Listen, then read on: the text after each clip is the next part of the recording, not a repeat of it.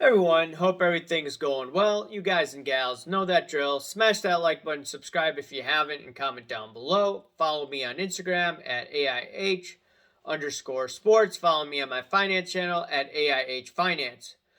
Okay, so today I want to talk about content creators and how sponsors, in my opinion, is going to potentially create biased content out there, even more biased content.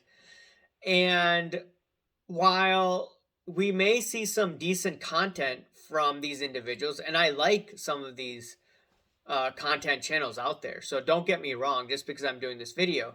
I'll give you an example. Jeremy Lee is sponsored by many people. I'm not attacking him here, but I'm saying what he had one of the best interviews, in my opinion, the past few years. And that was with Patrick Bet-David, right? Now, once again, doesn't matter if you're sponsored or not. That was a fantastic interview, okay? Let's be real about that.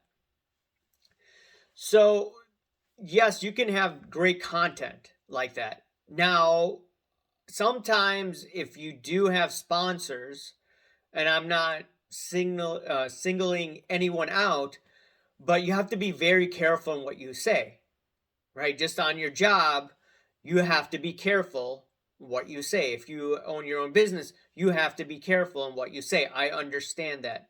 It totally makes sense.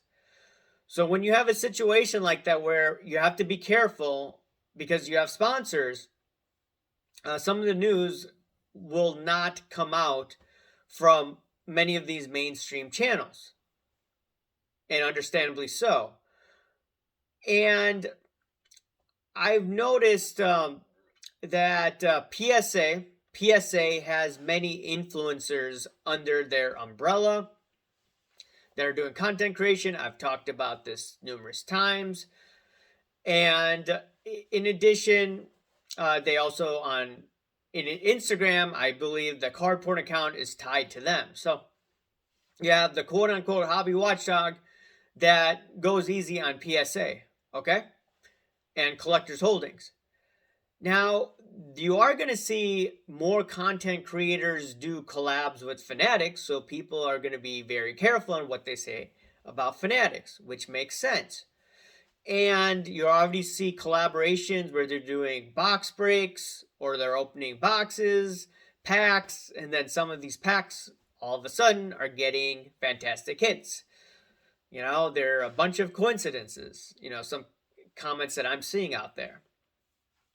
Now, you're looking at PSA Fanatics. People are scared to speak up about them, which makes sense. And now this will probably create a vacuum for, channels like mine. And you could look at individuals like Dan the Cardman and many others that try to speak the truth to the best of their ability. And some people call us watchdogs. I don't consider myself a watchdog. I consider myself more of a blogger.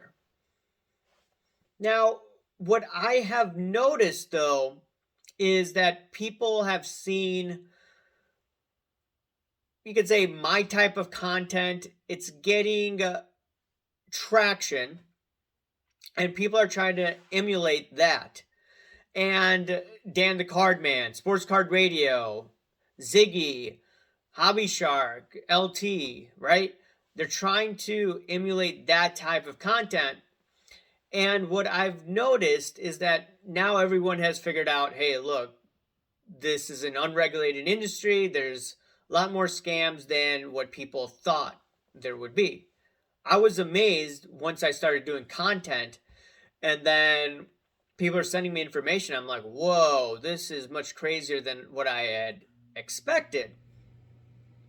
So I'm looking at all that, but then I'm looking at now content creation today from other means, right? On Instagram, I swear, even though it's not sports cards, I think some Pokemon influencer, I'm not going to mention her name, she was like posting links to her OnlyFans. In addition, it was very explicit content. So, you're trying to get these young males to go onto your OnlyFans so then you could go to concerts, basically. So that's cringy content, right? Yeah, and I'm sure some guys would pay for that. And then on top of it, you also have some people, like I said, trying to mimic the alternative voices in the hobby, right? Like one of the videos, I saw one dude, I can't believe he did that, but he was saying that, hey, look, it looks like Dustin's wife is going to get divorced, or Dustin's going to divorce his wife. I'm like, who says that, right? Now, in addition to that, I noticed that the same dude, he's been coming after me, okay, which is fine, but I question him, hey, where have I been underwater in John Morant and Zion Williamson cards? Right? Multiple times, because that claim was made. And I don't know where I'm underwater, or where the clip I said I'm underwater in John Morant and Zion Williamson cards. So now, on one end, you got corporate content, which has to be careful what they say about Fanatics, PSA, and the industry, because you don't want to get canceled, which, once again, I understand. But then, on the other hand, you have all this craziness go on, right? So it's just quite interesting that this hobby is becoming a little strange. And on Instagram last week, some person I did a collaboration with was sending me all of these nasty DMs and wanted to pick a fight with me on Instagram, right? Over a meme that I posted, what, a month, 2 months ago? It's just quite ridiculous. And it wasn't offensive based on what I was posting, based on my interpretation of it. And he said, oh, it's offensive. But ever since, he's been very cringy. This type of behavior is very strange. In the past week, I've been starting to buy some vintage, right? It's not like ultra expensive, but I'm starting to dip my toes in because I'm seeing all this weird behavior, right? Me being the contrarian, as I try to be. It's just strange. And then I got a message from another person, and they said that, hey, they're thinking of quitting Instagram because of all this cringy gamma behavior.